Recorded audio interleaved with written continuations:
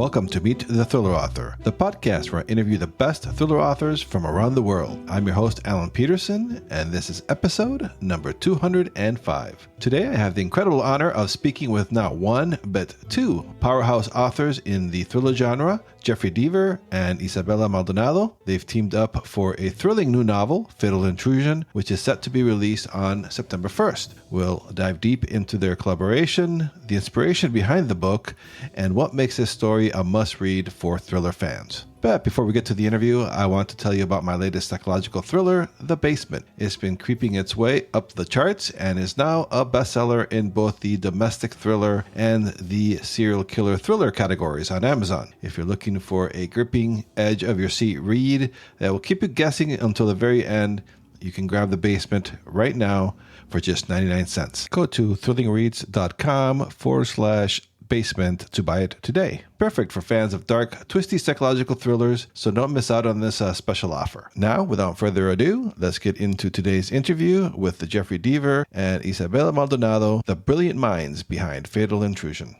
Jeffery Deaver is an international #1 best-selling author. His novels have appeared on bestseller lists around the world. His books are sold in 150 countries and translated into 25 languages. He has served 2 terms as president of the Mystery Writers of America and was recently named a Grand Master of MWA, whose ranks include Agatha Christie, Ellery Queen, Mary Higgins Clark, and Walter Mosley. Wall Street Journal bestselling author Isabella Maldonado wore a gun and badge in real life before turning to crime writing. She's a graduate of the FBI National Academy in Quantico and the first Latina to attain a rank of captain in the Fairfax County Police Department just outside of D.C. She retired as the commander of the Special Investigations and Forensics Units. She uses her law enforcement background to bring a realistic edge to her writing, which includes the best-selling FBI Special Agent Nina Guerrera series, which has been optioned by Netflix to adapt into a feature film starring Jennifer Lopez. So it's with great pleasure that I welcome Jeffery Deaver and Isabella Maldonado. Jeffery, Isabella, it's an honor to have you both on the podcast. Welcome. Thank you. Great to be here. Yeah, so excited. I'm a big fan of both your writings. So this is a thrill for me. So Fatal Intrusion, your first collaboration. I had to ask, what inspired you to team up on this project? How did the partnership come together? And especially Jeffery, I know I've read other interviews with you. You've said that you're usually a lone wolf in your writing process. So how did all this come together? Well, we'll both speak about the process, but lone wolf is a nice way to put it. I think that may be in an interviewer's words or something. I myself have said I don't play well with others, and don't let Jeffery out in the sandbox with the other kids because who knows what's going to happen. And that's true. I've written a number of books and short stories. I did a short story with John Sanford a long time ago for a benefit, and it was quite fun. But for novels, I try to remain largely in control. But we met a few years ago, and I'll let Isabella tell the story. She's more articulate than I, but certainly it not only has been, I think, a very creatively productive process. I mean, I am very happy with Fatal Intrusion, and if I'm happy with the book I've written, that means it's a good book. I'm sorry. I have very high standards, which I feel like I sometimes fall shy of. But it was a great process. We did a lot of hard work, and maybe Isabella, you could talk about how we met because it's a pretty funny story. Yes, we met at the Murder and Mayhem in Chicago conference back in 2018. We were both speaking there separately, but we met in the green room there. And Gillian Flynn was there too. And the three of us all just started joking, and we were riffing about, we came up with this concept about how there would be a baby that could be like a criminal boss and he would run the world and everything. And we just kept joking about it. But I loved Jeff's sense of humor right from the beginning. I mean, anyone that can crack me up, I love it. And I just keep building on it. And then we bumped into each other again at Thriller Fest. And that was when I first signed with my new publisher. And I was at a party there and bumped into him again. And again, we just had such a great time. We just hit it off. And at that point, I asked Jeff if he would blurb one of my books, the next one I had coming out. And he said, sure. And that was what gave Jeff the chance to actually read my writing. a full-length novel. And it turns out that we write very much alike. And my writing has been compared to him many times in the past. And so when he read my writing, I think that definitely resonated with him of, oh, here's someone who has a very similar style. And so later when we thought about collaborating, it made sense. Oh yeah, and I will say that I got the advanced copy here, and it is a fantastic book. So you guys make a great team. So yeah, so that's fascinating. So also, so networking and going to these conferences and parties, it actually can pay off sometimes with this great team that you guys formed. Yep. The writing process. So like, how did you guys divide that work?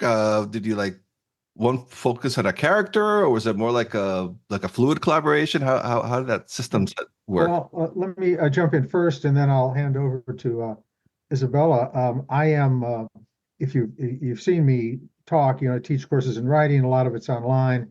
I'm an inveterate outliner. The world is made up of two types of writers: the plotters, that is, the outliners like myself, and the pantsers, as in seat of the pants. And I just feel that it is far easier and far much more efficient to plan the book out ahead of time. And I frankly think it makes a much better book, especially when you write the sort of book that Isabella and I do, which is, it's a thriller, a suspense thriller, as opposed to a murder mystery. And a thriller asks the question, what is going to happen, as opposed to an Agatha Christie murder mystery, which asks the question, what happened in the past. Those are wonderful. I love my twists and turns, and Agatha Christie taught me how to do that. But thrillers, I like I'm frankly, I'm kind of impatient, and I don't have a lot of time to waste slogging through a lot of prose. I want something to happen constantly. That's the kind of book I write, and you need an outline to do that most efficiently.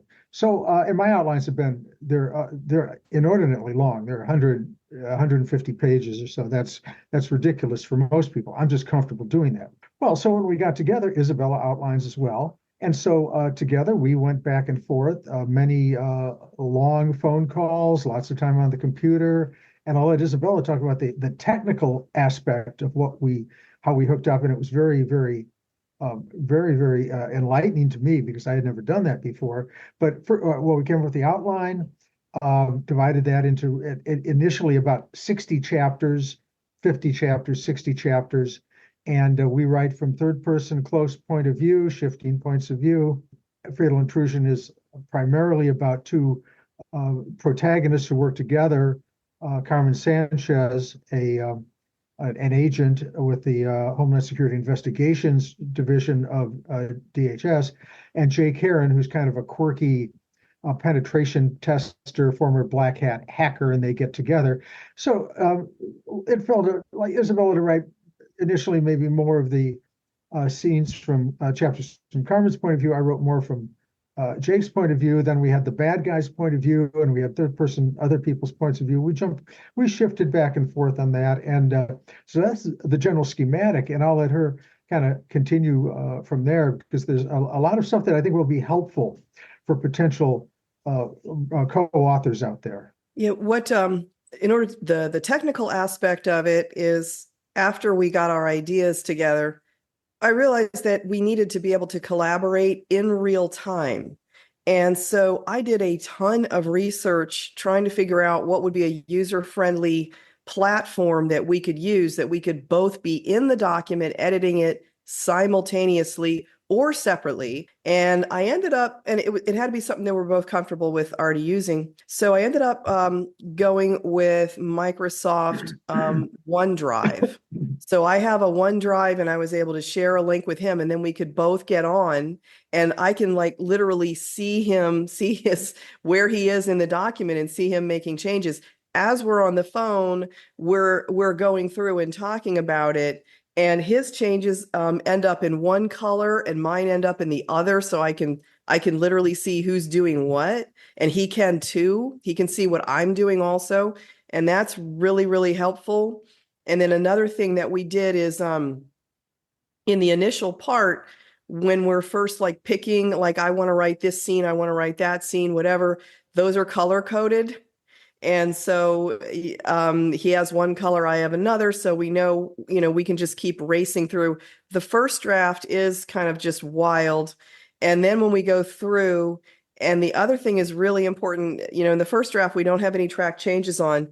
But as we start doing future drafts, we turn on track changes, and his are a different color than mine. So I can see what changes he's made, and he can see what changes I've made.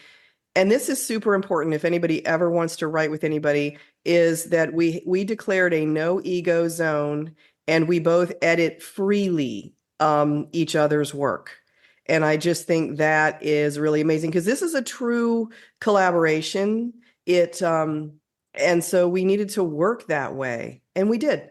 Well, we should point out, Alan, that you've probably seen there are some writing combos in which an author comes up with an idea and then hands it off to another author. And James Patterson is the classic prototype for that. That is not what this is. This is, I call it 100% 50-50, which is a bit of, it doesn't seem to make sense, a little bit of paradox, but everything from start to finish was a 50-50 project here. And it's true.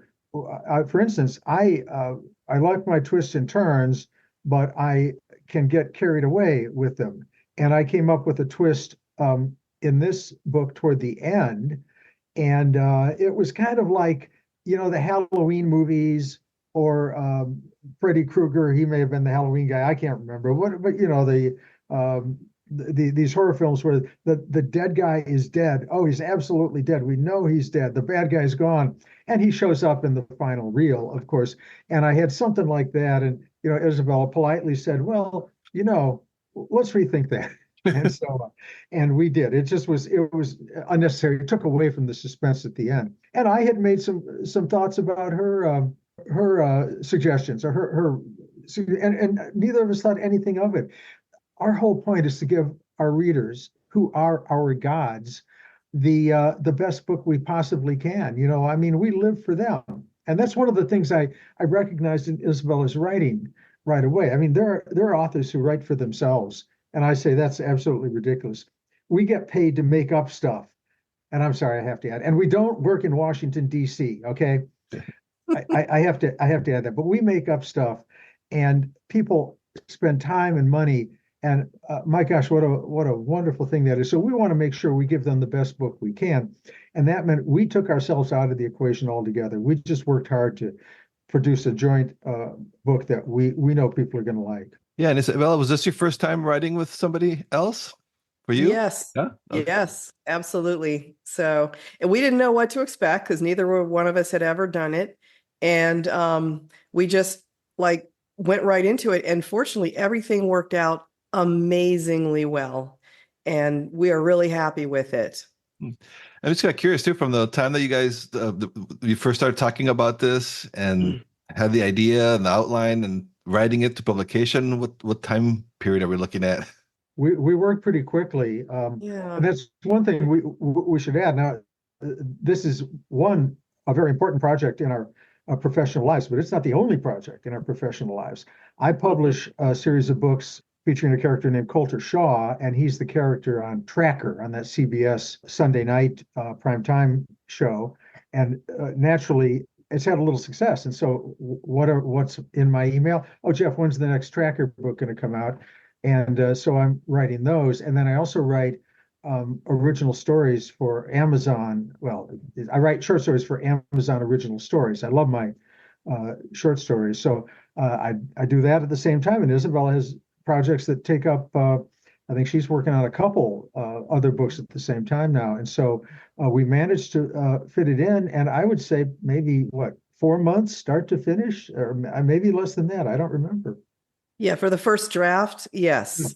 But we both we are big time editors of our own work. And, it also went through the formal editing process from the publisher. But even before we even started with that, we both were editing and editing and editing to make it, again, as Jeff said, I feel the same way. It has to be the best it can be. Yeah, that's what I really enjoyed with the book too, with the characters, because they're very different. The Carmen Sanchez, the Homeland Security agent, and then the Jake Heron, the cyber guy. Mhm. Uh, how did those two characters came together? Did you work at it together too, creating them? And they're so different. How do you even think about putting them together? Well, Isabel, why don't you talk a little bit about Carmen and your, your former background, Mhm. and that's, because that's kind of in her wheelhouse, and I can talk Mhm. about Jake a little bit. But again, of course, we jump back and forth, and I wrote scenes from Carmen's point of view. She wrote scenes from Jake's Oh, point of view, and that's one thing about authors of fiction, especially frankly, genre writing, which I happen to think is some of the finest writing and has always been some of the finest writing there is, that authors have to step into the shoes and to expand a little bit the hearts and the minds and the souls of their characters, good and bad, of whatever gender, whatever ethnicity. And it's our job to make them credible. But so, Isabella, why don't you talk a little bit about Carmen and your background? Well, sure. So I have a law enforcement background. I had wore a gun and badge for 22 years. So, and I all of the work that I write tends to be from a law enforcement perspective, writing crime fiction, so that works out well. And so I knew I wanted to have some sort of a law enforcement official. And actually, this is where the brainstorming process went well. Jeff and I worked together and we thought about it and thought about it and we're like, what do we want here? I knew I wanted to be a woman. I knew I wanted her to be Latina. That's my background. But law enforcement is like, let's do something different, something fresh, something that hasn't been done to death. And so after doing research, we decided on, under the Department of Homeland Security, there is a little known but huge law enforcement branch that they have, the Homeland Security Investigations, HSI. And then there's a National Security Division below that. And we thought, well, let's have her there. And lots of research involved. And I thought that was something really different and exciting that people could look at. And also we could put her anywhere in the world because that's global. And we could have her do all kinds of different things that most people don't know about. And Jeff and I were talking about, what would be another character for her to work with. When we were thinking about it, Jeff came up with this really brilliant idea about intrusions. And I'll let him explain that to you because I think it's such genius. It's something that he made up, but yet people are going, oh, wow, that's a real thing. Actually, I was an attorney a long time ago, and I can't say that I actually ever thought of my cases. I did mostly corporate law, but and no criminal law, but I did some civil litigation, and I liked tort law best. I wrote my law review article on products liability, very interesting topic. And of course, it covers everybody. Everybody in the world uses products, and many, many people have been injured by products. And so I thought, it's kind of, not only is it a kind of an interesting legal conceit, but it also has certain social benefits to protect people and so on. And one way to look at tort law, tort is a civil wrong. It could be defamation, it could be an injury, car crash is a tort, defaming somebody is a tort. One way to look at that is in terms of intrusion. Somebody intrudes into your life, something intrudes into your life. And you can expand that. Of course, this is what I was thinking about, the person who became Jake Heron. You can expand that into government intrusion, corporate intrusion, telemarketers, for instance, talk about intruding. I can't show you my cell phone right now without scrolling through to find, frankly, a lot of polling questions and so forth. But frankly, that's intrusion. And I thought, well, what if this guy got an idea? He's kind of quirky. He teaches at a school like Cal in the Bay Area. It's not Cal. It's not University of California at Berkeley, but it's like that, private institution. And what if the bee in his bonnet is intrusion, and he wants to save people from intrusion? And he has, as I mentioned, a black hat hacking background. Well, he was an intruder, but back then he intruded on the bad guys who were intruding. It's hypocritical, but when we talk about that a little bit in the book. But I thought, well, this could be a very interesting thing. A guy who doesn't play by the rules necessarily, and who pushes the boundaries a bit to get justice. And is kind of a geek in a way, but kind of a cool geek. He wears like black clothes, and his professional job is called penetration testing, which is a great job. I wish I had the skill, the physical energy at this stage, and the guts to do it. Because what these people do is they're hired by a company or government organization to break into the company or the entity and test their security. And they have a get out of jail free card. So when they're arrested, which they sometimes are, they say, oh no, I'm doing it with permission. So anyway, Jake and Carmen have a quite interesting past. I'm hesitating because the book is full of surprises. Must have 20, Carmen, excuse me, Isabella, we must have 20 or 30 twists in it. And some of them have to do with Carmen and Jake's background. So I can't say anything there.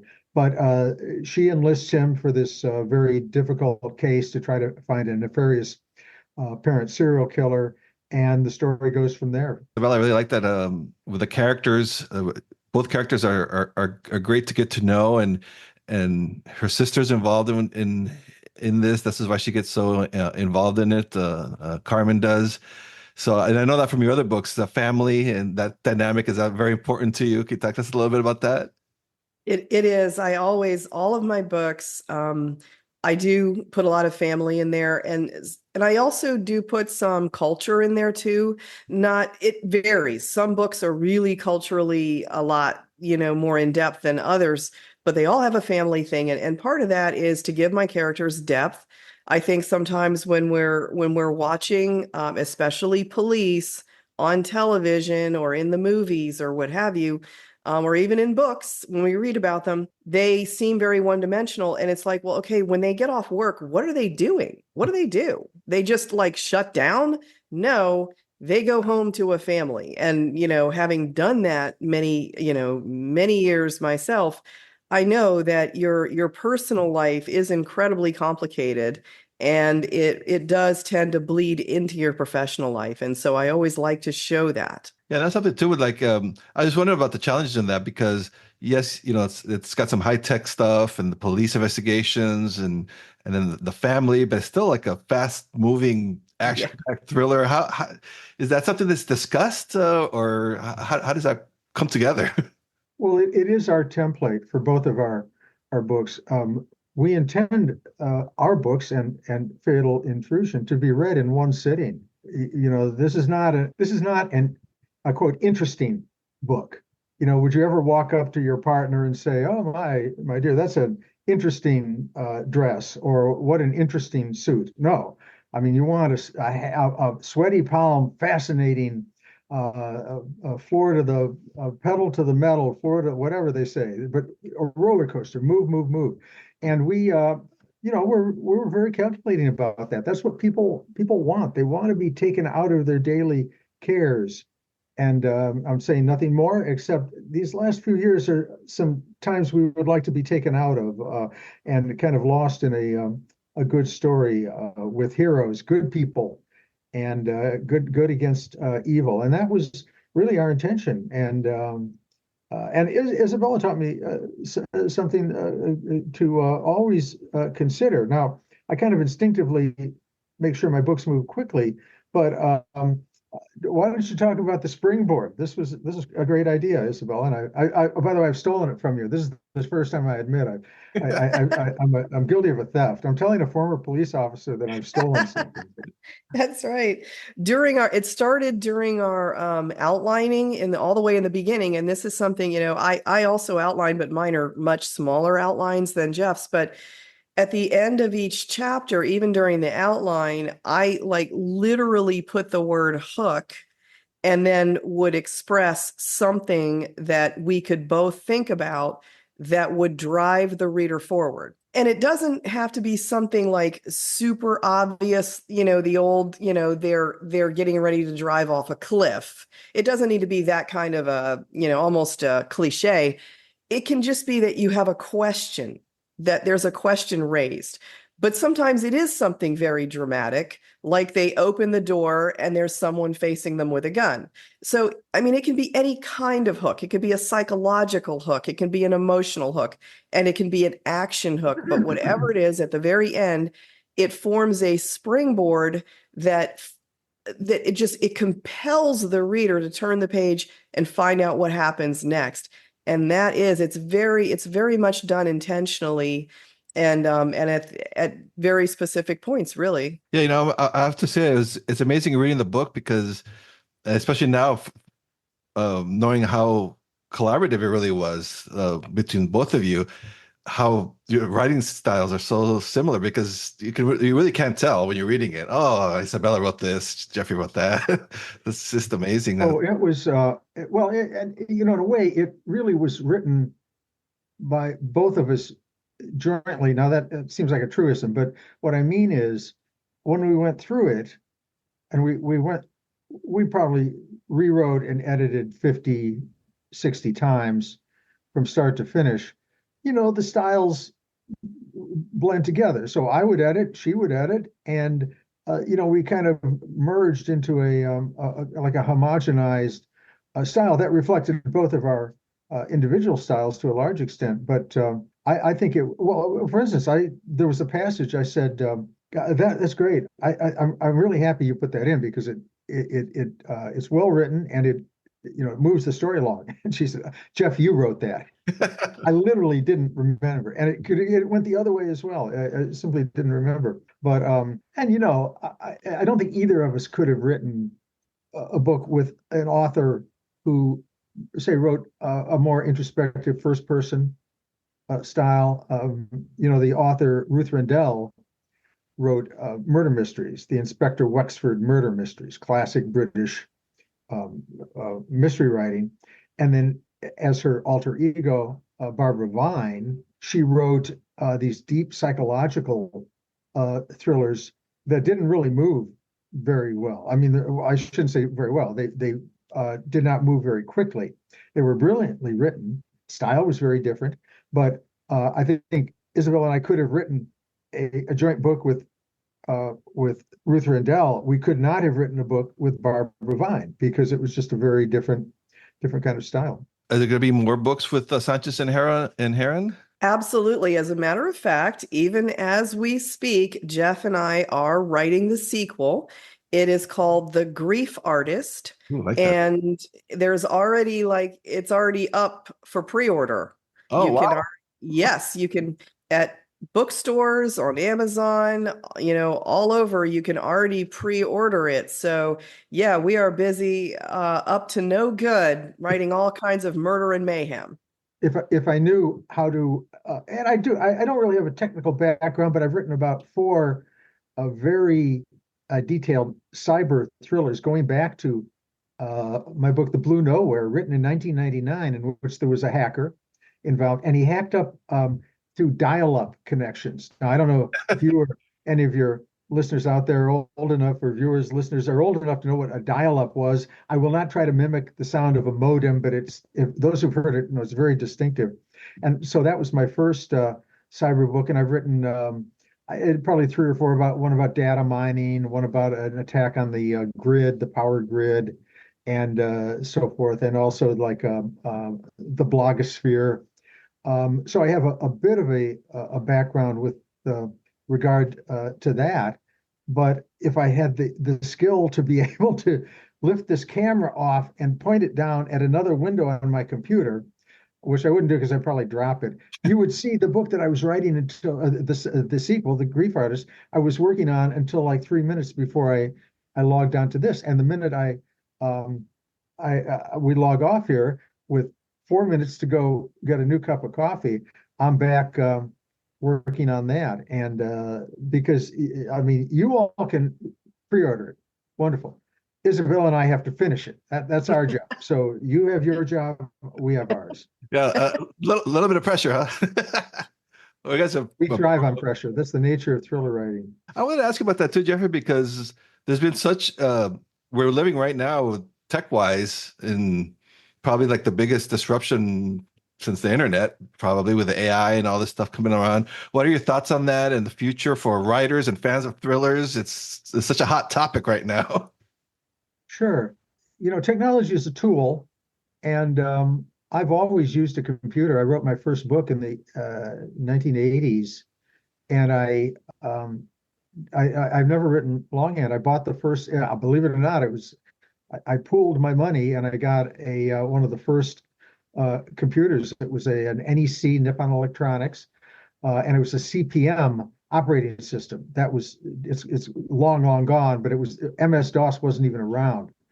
Bill Gates hadn't even gotten his product to market yet. And I've always sunk whatever money it took into the latest technology. This is a business. It's a profession. You don't want a pilot to say, "Oh, today we're going to fly in a biplane." I'm sorry, it just sounds like fun. No, and I tell my students in my course, well, you may want to write by hand, but is that going to give your readers the most? I mean, handwrite with pen and paper. Is that going to give your artists, give your readers the best artistic experience they can have? And I suspect not. So I've always followed, the technology. I think it's important. The other thing is that my job is to scare the socks off my readers, always has been. And I think technology is such an important part of our life that I use it. I manipulate the story so that readers will think, well, there's something. This computer is kind of misbehaving. I wonder what that means. And one premise was, well, that means that that somebody has shut off the little indicator light that your camera's on and is watching everything you do. And I want people to feel creeped out. Now, with regard to artificial intelligence, I'm not going to do the whole thing, but in my course, I have to teach that. The subject of is ChatGPT or Bing, are they going to write our books for us now? And I recite a fairly long quotation, which I'm not going to give now, but the gist of it is that large language models, which is what these systems are, can certainly write fiction. It's possible, but it tends to lack the emotional depth that's required for fiction. And more importantly, it also represents a bias in fiction because fiction has largely been written in America at least, by white males, and writers of color are kind of underrepresented in the information that the large language models scrape up. That's changing, thank goodness, but right now that's where it is. And then I pause and I look at my audience and I say, every single word I just recited to you was written by ChatGPT in response to my question, can you write fiction? And so the end result is that no, we're not in any danger at all. And I've tried it. It doesn't work just for the fun of it. I've even tried editing with ChatGPT, and it doesn't work very well. I mean, I have predictive text, certainly spell checks, it can grammar check, but I can't use ChatGPT. Why? Because I write crime books. It will not. It violates the terms of service to refer to a gun. And yeah, I can, write banana instead and then globally search and replace it, but that's cumbersome. And who needs it? Who needs it anyway? Maybe in 100 years that'll be different. But I'm not talking about nonfiction. And I think teachers live in utter horror of what somehow kids are going to game the system even more than they are right now. But so I don't see AI as being much of a threat to the world of crime fiction. All right, well, this has been fantastic. I always like to finish off with my guests because I do have aspiring writers that listen to this podcast. Any advice for them, especially if they're considering co-writing? Oh, Isabella, you want to jump in? Well, let's see. Especially, I guess, okay. I'll take it back one step, just advice in general. And this is something that we hit upon earlier, which is go to conferences and network and join writers groups, the big professional organizations, and work as hard as you can to hone your skills first and foremost, and be humble about editing. But then when it comes to co-writing, it really is important to find someone, if you want to do it, that you do both like and that you respect, and that you do have a writing style that will mesh. I am dear friends with several writers, but I could not write with them because they're pantsers, or just because as much as I love them, our personalities, as far as like working and working and working and working, it wouldn't happen. So that sort of thing is very important. And the last thing I would say is just about the no ego zone. As it was so nice to find out that someone as incredibly well known and everything as Jeff, and as he's written like 50 novels or something. You would think that he would just be, I don't need to. I know everything, but he's not that way at all. He's extremely like, hey, edit my stuff. What do you think of this idea? That sort of thing. That humility is priceless. My advice, and thank you for that, Isabella. My advice would be just a very brief synopsis of my 4-hour course. Don't worry, it won't go nearly that long. First of all, outline in some form. You have to know where you're going to go. Joyce Carol Oates said you can't write your first sentence until you know what your last sentence is. So you need some roadmap. It could be 3 pages, it could be 100 pages, but you need to know where that's going to go. Write in the style or the genre of the stories that you love. If you're a sci-fi reader, don't get the idea that you're going to write, gumshoe Mickey Spillane thrillers because that's where the money is. Write what you enjoy reading because it's a tough job, writing, and you need something to sustain you and enjoy it. Also, you will have learned a lot of the conventions by already reading. You need to rewrite a great deal. No book is ever finished. No book is ever finished. I could take Fatal Intrusion right now, and I would say, let me do this, let me do that. You just have to keep going until there comes the point when it's time to let it go and move on to another book. Try to produce frequently. If you write a book that readers like, now you've got a responsibility to them to keep getting the product out there. You don't go into the drugstore and look at the shelf and say, oh, wait, where's the toothpaste? And the clerk says, well, Procter & Gamble was not inspired by the muse to make toothpaste, so you're going to have to wait. That doesn't work. And then finally, I would say, remember that rejection, and that this business is about rejection. We've all been rejected dozens, if not hundreds of times. I certainly have been rejected 100 times or so. It's a speed bump. It's not a brick wall. Don't let it stop you. Take the criticism that you get and run it through your own mind and your own skill level and say, does this make sense? Is this criticism of why this is being rejected, does it make sense or does it not? Is it simply a flip of the coin by the editor or agent who looked at it? And then if it does, then maybe integrate that into your work. Most likely it doesn't. Most likely it's just that somebody didn't happen to like this particular thing that you've written. Move on. If you write a quality book or a short story, there's a market for it out there. And don't wait and don't hesitate to keep going until you find that market. That's great. I want to ask you, Jeffrey, too. You mentioned your course. Is that something that's available online? It's you'll find it listed on my website. I usually teach it through. It's not a tenured professor kind of thing. It's through. I do it at libraries. I do it as a benefit actually for literacy groups, and then I do it commercially as well if I put it together. And it's not all that expensive, but it's it's helpful. And there's no writing involved. It's not workshopping. You sit, you listen, you take notes. That's all there is to it. All right. Well, that sounds great. All right. Well, thank you so much. September 1st, by the time this comes out, it's already up on Kindle First Reads and everything. And the second book's already pre-ordered, but I highly recommend it. I really enjoyed this. And thank you both for being on the podcast. I really appreciate it. Well, thank you, Alan. Good talking to you. Thank you. It was fun.